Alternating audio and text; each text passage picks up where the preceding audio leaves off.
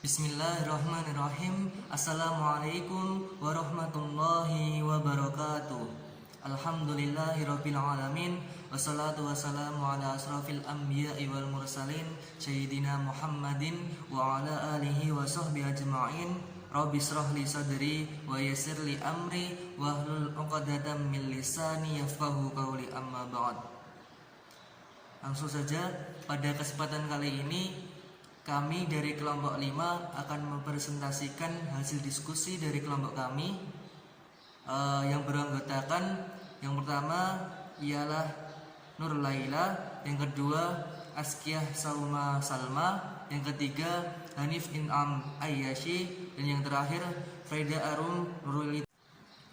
Untuk yang pertama ialah surat Al-Isra ayat 9, ayat yang menjelaskan kitab suci Al-Quran, yang berbunyi A'udzu billahi minasyaitonir rajim. Bismillahirrahmanirrahim. Inna hadzal qur'ana yahdi lillati hiya aqwam wa yubashshirul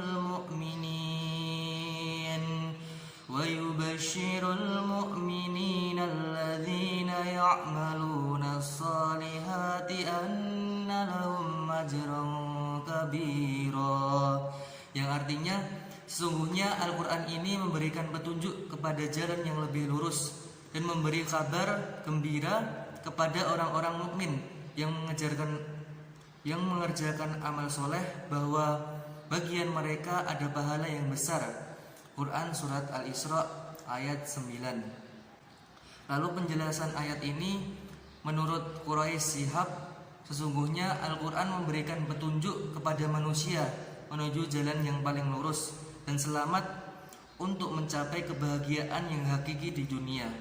Al-Quran juga memberikan kabar gembira bagi orang-orang yang beriman kepada Allah Subhanahu wa Ta'ala dan Rasul-Nya, yang tunduk kepada kebenaran dan melakukan perbuatan yang soleh akan mendapatkan pahala yang besar di hari kiamat kelak. Lalu dari Ibnu Katsir, Allah menurunkan Al-Quran kepada Nabi Muhammad SAW agar menjadi petunjuk bagi umat manusia guna meraih keselamatan dan kebahagiaan di dunia dan di akhirat.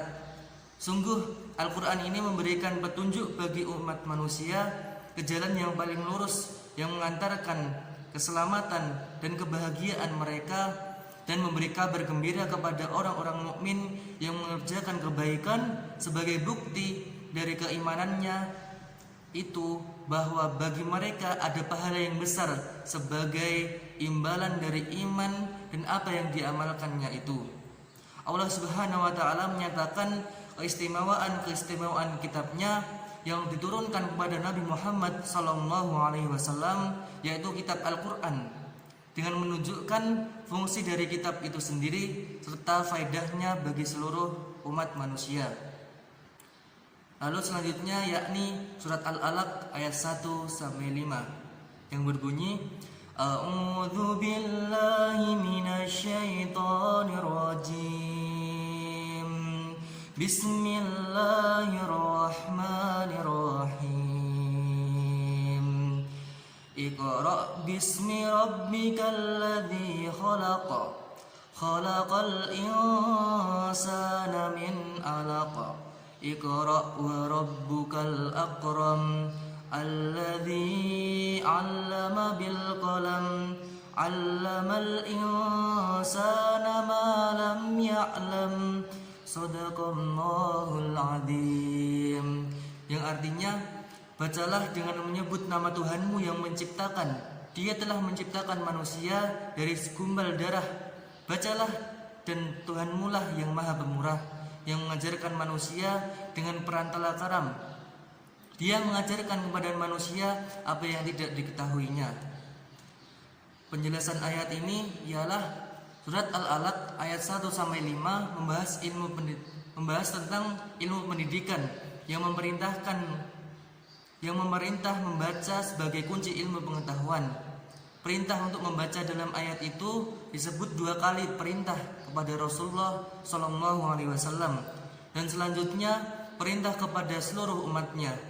Membaca adalah sarana belajar dan kunci ilmu pengetahuan, baik secara etimologis berupa membaca huruf-huruf yang tertulis dalam buku-buku, maupun terminologis, yakni membaca dalam arti lebih luas, maksudnya membaca alam semesta.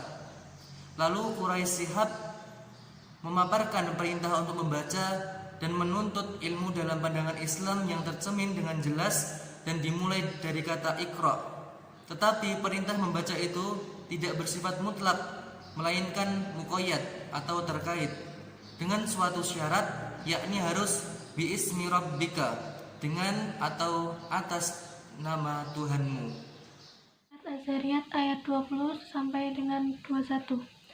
Bismillahirrahmanirrahim.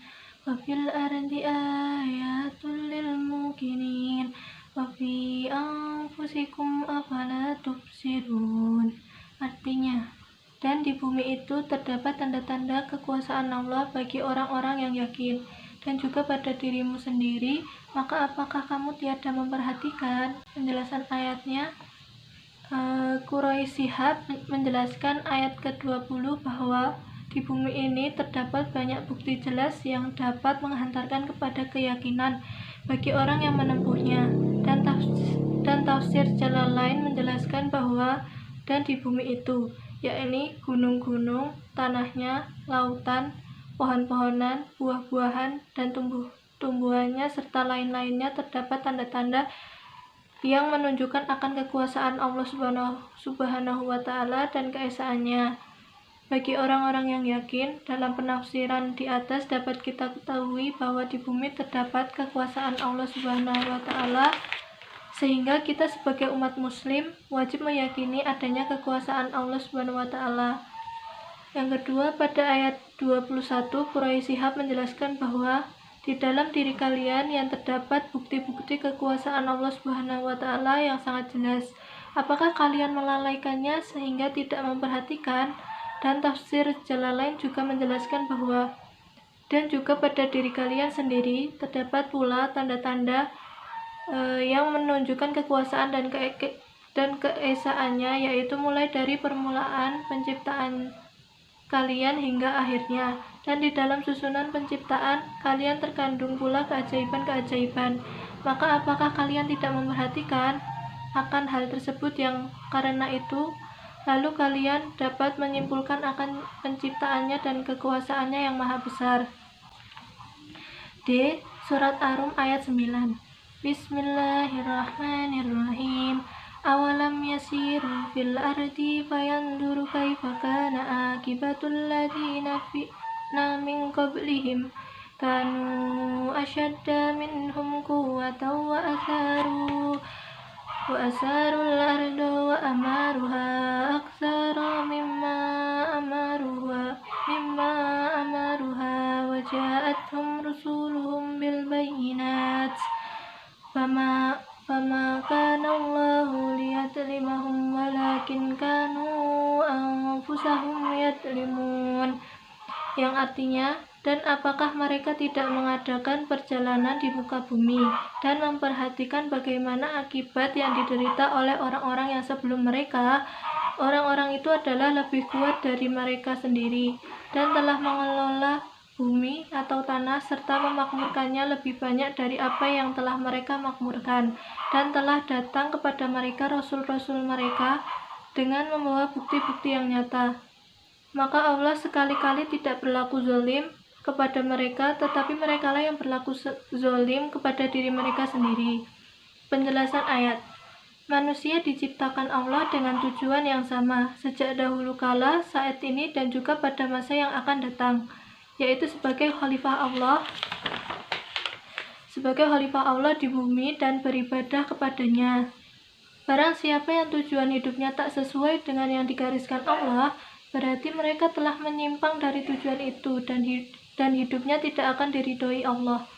Oleh karena itu, bagi mereka berlaku pula sunnah Allah di atas. Akhir ayat ini menerangkan bahwa Allah sekali-kali tidak